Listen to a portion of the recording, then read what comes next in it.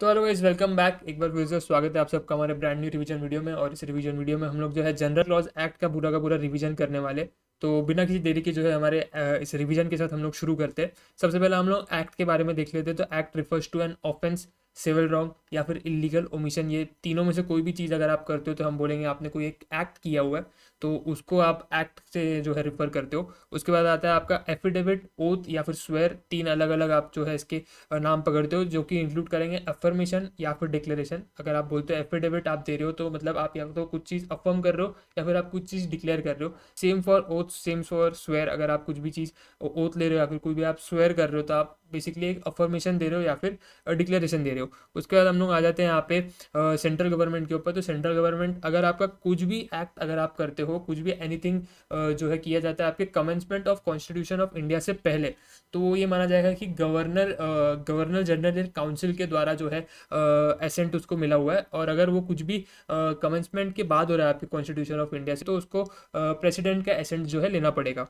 उसके बाद आते हैं हम लोग कमेंसमेंट के ऊपर कि भाई अगर कमेंसमेंट मतलब क्या, तो कमेंसमेंट मतलब कि the day on which act और रेगुलेशन कम्स इनटू फोर्स। जिस भी दिन आपका यहाँ पे एक्ट या फिर रेगुलेशन फोर्स में आया था, जिस भी दिन वो आया था, उसको हम लोग कमेंसमेंट का डे बोलते हैं। Refers to comes into force मतलब क्या, तो refers to process by which legislation regulation comes to legal effect. मतलब कि वो लीगल इफेक्ट में आया उस दिन से, वो आपका जो है कमेंसमेंट होता है। उसके बाद हम लोग डॉक्यूमेंट के इसके अंदर आ जाते हैं। तो डॉक्यूमेंट का ये जो यहाँ पे लिखा हुआ है हमने, डॉक्यूमेंट के अंदर क्या क्या चीज़ें इंक्लूडेड रहती है। तो डॉक्यूमेंट के अंदर कोई भी ऐसा मैटर जो कि रिटर्न रिटर्न में आपने लिखा हुआ है या फिर कुछ एक्सप्रेस किया हुआ है या फिर आपने कुछ डिस्क्राइब किया हुआ है किसी सब्सटेंस के ऊपर में, bye means of letters, figures या फिर मार्क्स। और इन तीनों में से किसी के भी कॉम्बिनेशन को यूज करते हुए आपने कुछ तो भी डिस्क्राइब किया हुआ है, एक्सप्रेस किया हुआ है, which is intended to be use और may be use for the purpose और रिकॉर्डिंग द मैटर। आपने जो है उसको इस इंटेंशन के साथ उसको जो है वहाँ पे लिखा हुआ है उस किसी सब्सटेंस के ऊपर में कि आप उसको रिकॉर्ड करके जो है रखना चाहते हो, या फिर आप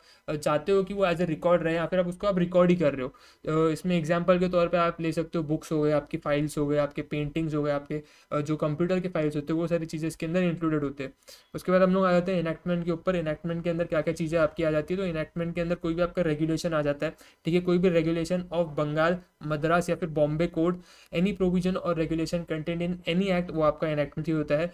एनी एक्ट और provision content there in made by union parliament और स्टेट लेजिस्लेटर, आपका जो ये सारी चीज़ें जो है आपके इनैक्टमेंट के अंदर इंक्लूडेड रहती है।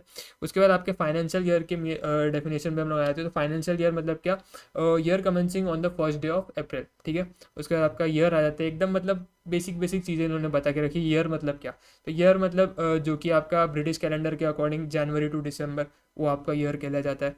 फिर उसके बाद आते हैं मेन चीज़ पे सबसे important, good faith. Good faith मतलब क्या, एनीथिंग जो कि आप करते हो ऑनेस्टली, कोई भी चीज़ आप करते हो honestly, whether it is done negligently और नॉट। भले आप उसको जो फिर मतलब एकदम ऐसे मतलब नेग्लिजेंटली करो एकदम, पर ऑनेस्टली करो, ठीक है। फिर आपने नेग्लिजेंटली किया हुआ हो या फिर नहीं किया हुआ हो, बट कुछ भी करो ऑनेस्टली करो, ठीक है। झूठ भी बोल रहे हो तो ऑनेस्टली बोलो, समझ रहे हो, वैसा वैसा वाला काम है। तो क्वेश्चन ऑफ जीएफ मतलब क्या, क्वेश्चन ऑफ गुड फेथ, ठीक है। Question of good faith is one of fact. ये फैक्ट का है, फैक्ट टू फैक्ट डिफर करेगा। जो जो फैक्ट्स होंगे उसके बेसिस पे आपको ये पता चलेगा कि क्या वो गुड फेथ में किया गया था फिर नहीं। Has been defined differently in different enactments, thus this definition does not apply to the enactment which contain special definition. अगर आपकी कोई इनैक्टमेंट में स्पेशल डेफिनेशन गुड फेथ की दी हुई है, तो फिर आप उसको सही मानो। जनरल क्लॉज की डेफिनेशन के लिए आपके ऊपर जो है एप्लीकेबल नहीं होती है। अगर किसी एक्ट इनैक्टमेंट में नहीं लिखा हुआ गुड फेथ का डेफिनेशन, तो फिर जनरल क्लॉज वाली डेफिनेशन को आप मान लो। It may be applied only if nothing is repugnant context, मतलब कि वो होता है नॉट स्टैंडिंग एनीथिंग टू। वैसा नहीं है, अगर किधर कुछ उसका उन्होंने बताया हुआ है कि भाई गुड फेथ हमारे लिए ये है, किसी इनैक्टमेंट में उसको सही तरीके से डिफाइन किया हुआ है, तो वो इनैक्टमेंट का आप मान सकते हो। ऐसा नहीं है कि आपका जनरल क्लॉज का ही जो है डेफिनेशन है वही आपको मानना पड़ेगा। उसके बाद आपका यहाँ पे एक केस लॉ भी आया था, माउंग आउंगपू वर्सेस माउंसी माउंग, ठीक है। ये कौन सा, तो ये अजीब सा इसका नाम है। It was pointed out that good faith is not defined in Indian contract act. इधर बताया गया था भाई इंडियन कॉन्ट्रैक्ट एक्ट के अंदर तो तुम्हारा गुड फेथ का डेफिनेशन दिया ही नहीं हुआ है, और जो जनरल क्लॉज एक्ट का डेफिनेशन है वो यहाँ पे फिट नहीं बैठ रहा है, ठीक है।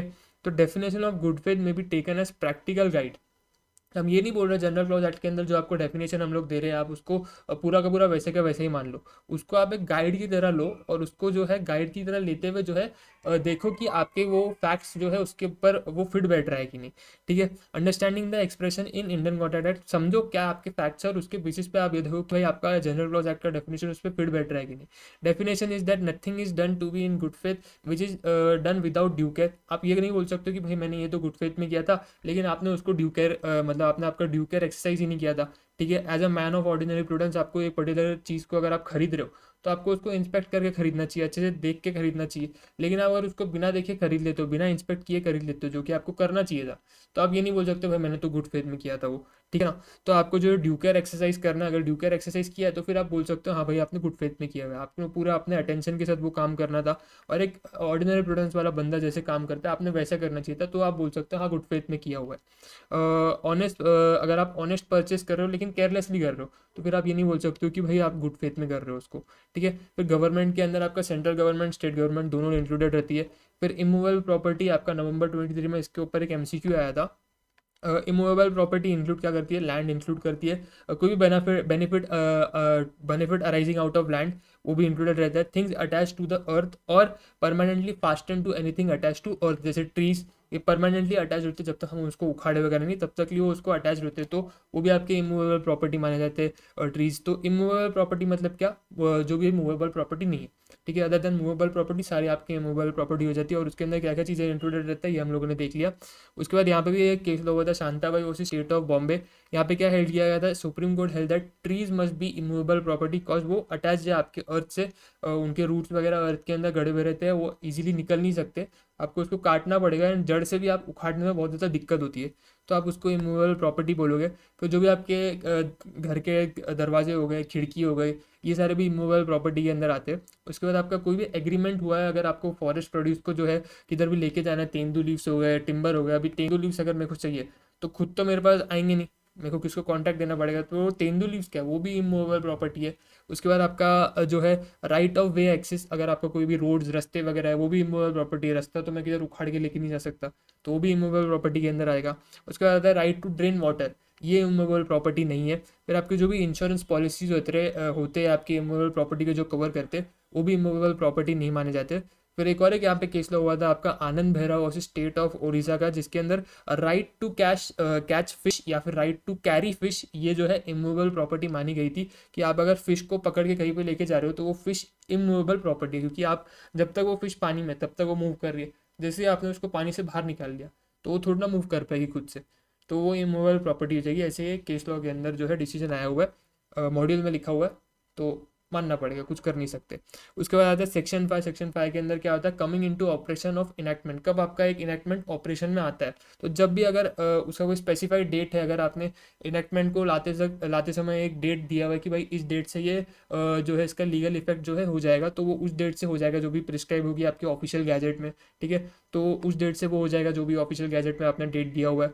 अगर ऑफिशियल गैजेट में आपने कोई भी डेट नहीं दिया हुआ है, if not then shall be implemented on the day if it receive the assent. हमने देखा था ना पीछे, अगर आपको सेंट्रल गवर्नमेंट का एसेंट चाहिए तो आपको किसका एसेंट लेना पड़ेगा, तो कॉन्स्टिट्यूशन ऑफ इंडिया से पहले वो जनरल गवर्नर जनरल का लेना पड़ता था, एंड कमेंसमेंट ऑफ आपका कॉन्स्टिट्यूशन ऑफ इंडिया के कमेंसमेंट के बाद आपका जो है किसका लेना पड़ता था, प्रेसिडेंट का लेना पड़ता था। तो इन दोनों का आपको जैसे ही असेंट मिल जाएगा तो वो उसका लीगल इफेक्ट हो जाएगा, वो इन्फोर्स हो जाएगा। उसके बाद आपका आता है एक्ट एम्पावर्स गवर्नमेंट, अगर आपको कोई भी गवर्नमेंट को पावर दी जा रही है एक्ट के द्वारा, तो कोर्ट उधर आकर के जो है मैंडेमस इशू नहीं कर सकता। मैंडेमस मतलब क्या, कोर्ट गवर्नमेंट के खिलाफ ऑर्डर पास नहीं कर सकता। लेकिन हाँ, अगर सफिशिएंट टाइम उसको हो गया, मतलब गवर्नमेंट को एक पर्टिकुलर एक्ट जो है परफॉर्म करना था, उसके लिए उसको सफिशिएंट टाइम दिया गया था, लेकिन उस सफिशिएंट टाइम के अंदर वो जो है उस एक्ट को कंप्लीट नहीं करता है, फिर उस एक्ट को इनिशिएट भी नहीं करता है, तो कोर्ट उसको ये सवाल कर सकती है भाई कब करोगे तुम ये। ठीक है, लेकिन कोर्ट कोई भी उसके अगेंस्ट ऑर्डर पास नहीं कर सकती कि भाई ये करो, ये तुमको करना ही पड़ेगा, ऐसा ये तुम क्यों कर रहे हो, ऐसा कुछ भी कोर्ट नहीं कर सकती। सिर्फ कोर्ट पूछ सकती है कि भाई कब करोगे, अगर अब तक उन्होंने किया नहीं है उसको। Effective for rules, effective for rules आपका जो भी ऑफिशियल गैजेट में जब जब वो पब्लिश होते हैं और जो भी उनका डेट हुआ रहता है तो तब से वो इफेक्टिव हो जाते हैं। उसके बाद आता है कम्स इनटू फोर्स मिडनाइट, इधर बर्थडे वाला कंसेप्ट चलता है, तो आपका जो इनैक्टमेंट है वो रात के 12 बजे से ही जो है इन्फोर्स हो जाता है। जैसे अपना बर्थडे, जैसे अभी कल बर्थडे, तो अपना आज रात को 12 बजे से ही चालू हो जाता है ना विश वगैरह, आज रात को 12 बजे से अपना बर्थडे चालू हो जाता है, वैसे इनैक्टमेंट का भी सीन होता है, वो भी इन्फोर्स यूज़ जो है 12 बजे से हो जाता है।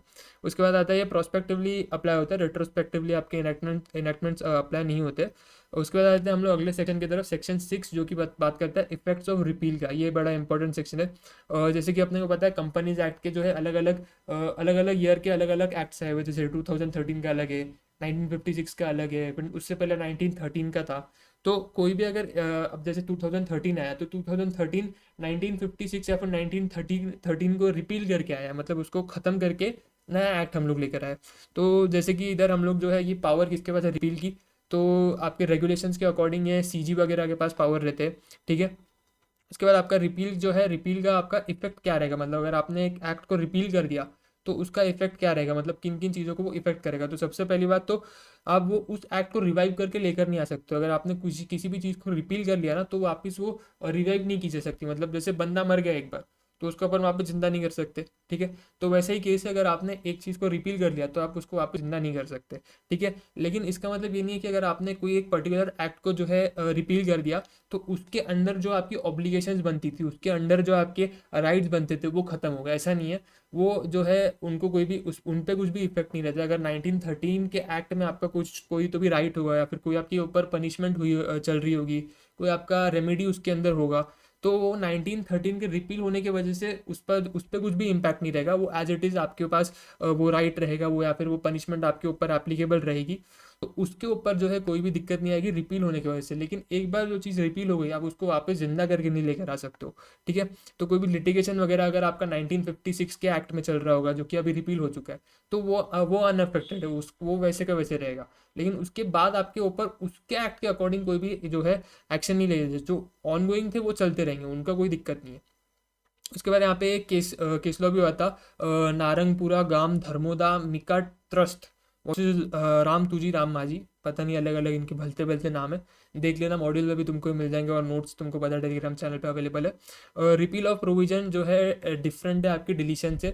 Repeal is all together different thing and deletion एक ऑल टुगेदर डिफरेंट थिंग। ये इधर अपन को समझने को मिला था इस केस लॉ के अंदर। रिपील मतलब क्या, तो repeal brings out complete obliteration, मतलब कि पूरी तरीके से वो उसको ख़त्म कर देता है कि एज इफ वो एग्जिस्ट ही नहीं किया था। मतलब वो बंदा जिन था भी क्या मेरे को पता नहीं, ठीक है। हम बोल रहे हैं वो बंदा मर चुका है, अच्छा, मतलब अगर मैं तुमको बोल कि XYZ पर्सन था वो मर चुका है, तुम मेरे को सामने से रिप्लाई देते अच्छा वो जिंदा भी था क्या, मेरे को पता ही नहीं ऐसा कोई बंदा था, ठीक है। तो वैसे वाला सीन है। और डिलीशन में क्या होता है कि अच्छा वो मर गया, अच्छा वो ऐसा, अच्छा मतलब तुमको पता है कि वो था, अब वो नहीं है।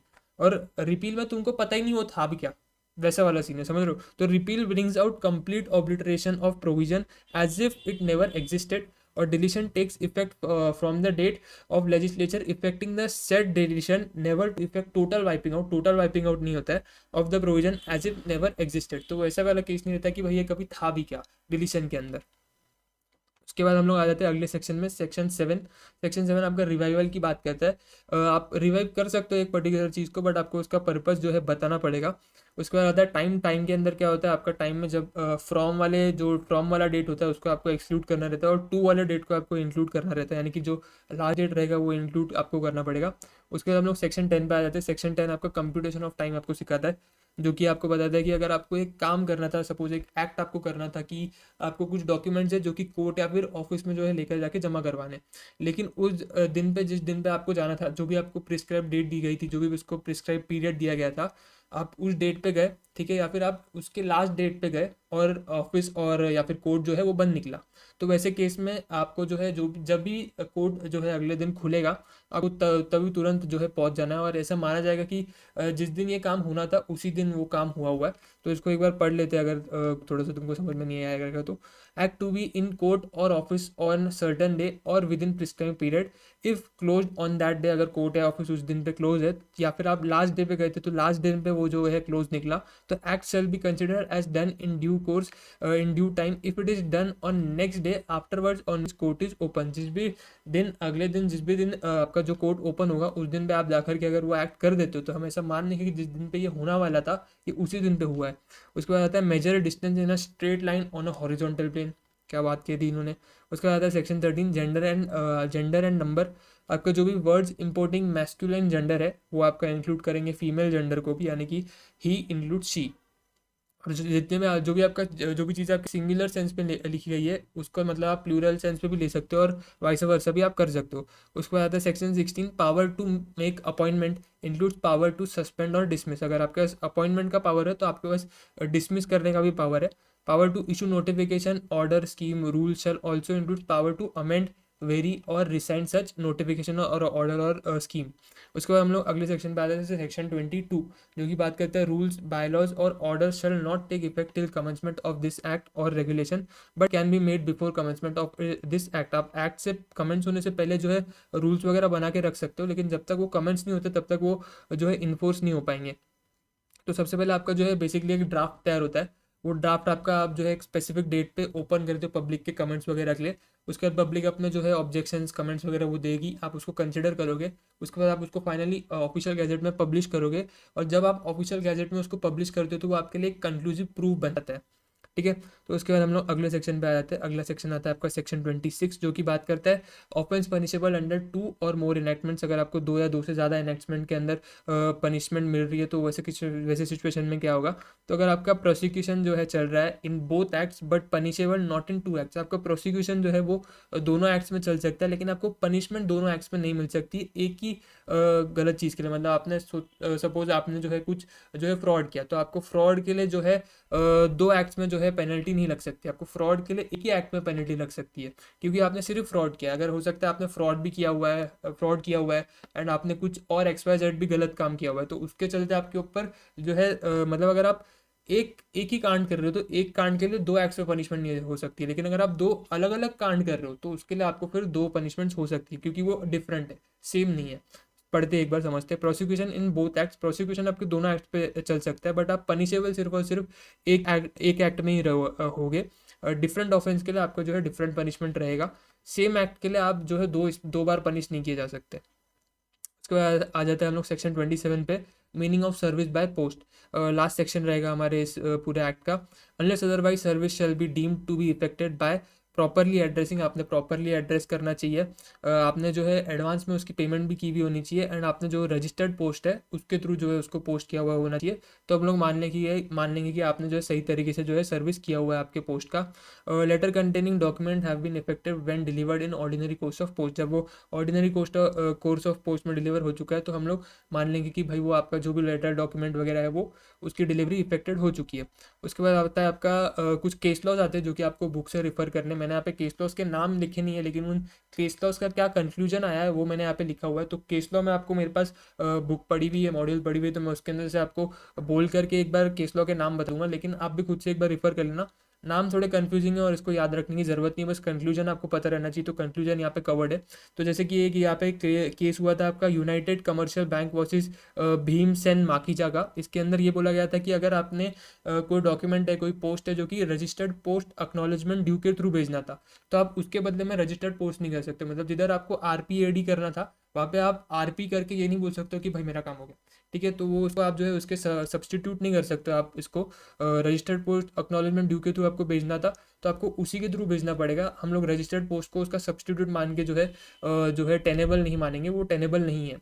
उसके बाद आपका आता है दूसरा, यहाँ पे दूसरा केस हुआ था जगदीश सिंह वर्सेस नत्थू सिंह का। ठीक है, इस केस के अंदर जो कंक्लूजन निकला था वो निकला था कि जो अगर अपना नोटिस जो आपका लैंडलॉर्ड का आपने भेजा है आपके रजिस्टर्ड पोस्ट के थ्रू और अगर वो रिटर्न आ गया आपके पास रिफ्यूज़ होकर के, return with endorsement of refusal, presume notice have been serve. तो हम लोग मान लेंगे कि भाई नोटिस जो है सर्व हो चुका है। क्यों? क्योंकि सामने वाले बंदे ने जो है रिफ्यूज़ कर लिया और वो इंडोर्स होकर के वापस आपके पास आ गया, तो आप मान सकते हो कि भाई नोटिस जो है आपने सर्व किया था। तीसरा वाला जो आपका केस हुआ था यहाँ पे हुआ था वंदना गुलाटी वर्सेस गुरमीत सिंह का। इस केस के अंदर हमारा कंक्लूजन निकला था कि अगर आपने कोई नोटिस भेजा है रजिस्टर्ड पोस्ट के थ्रू भेजा था, deem to be served upon him in due course unless contrary is proof. अगर आप कुछ उसके अगेंस्ट में प्रूव नहीं करते हो तो हम लोग मान लेंगे कि भाई वो सर्व हो चुका है। या फिर आपने जो है आपका जो है इंडोर्समेंट हो चुका है रिफ्यूज़ल का, तो आपके पास सफिशिएंट है कि आप मान सकते हो कि भाई मेरा जो है हो चुका है। मतलब वो दूसरा वाला केस हो जाता है अगर, तो फिर वो आपके लिए सफिशिएंट है ये मानना कि भाई आपका जो है डिलीवरी है वो पोस्ट की वो हो चुका है, आपका आपने सर्व किया था। तो इसी के साथ जो है आपका जनरल ग्लॉस पूरा का पूरा यहाँ पे ख़त्म होता है। 20 मिनट अपने को लगे पूरा यहाँ पे रिवाइज करने के लिए। अगर किधर थोड़ी जगह में इधर उधर थोड़ा फंबल वगैरह हुआ रहूँगा तो थोड़ा सा एडजस्ट कर लेना। नोट्स आपको टेलीग्राम चैनल पे मिल जाएंगे, बट मेरे को नहीं लगता यहाँ पे कुछ ऐसा जिसमें आपको दिक्कत आएगी। इसके बाद मॉड्यूल आप एक बार गो थ्रू कर सकते हो, ये नोट्स आपको टेलीग्राम चैनल पे मिल जाएंगे। एंड बस इस वीडियो को मैं यहीं पे रोक देता हूँ। अगर ये वीडियो आपको पसंद आई रहेगी, हेल्पफुल लगी रहेगी, तो लाइक करना, चैनल पे पहली बार आ रहे हो सब्सक्राइब करना। मिलता हूँ अगले वीडियो में। Thank you so much for watching this video. All the best.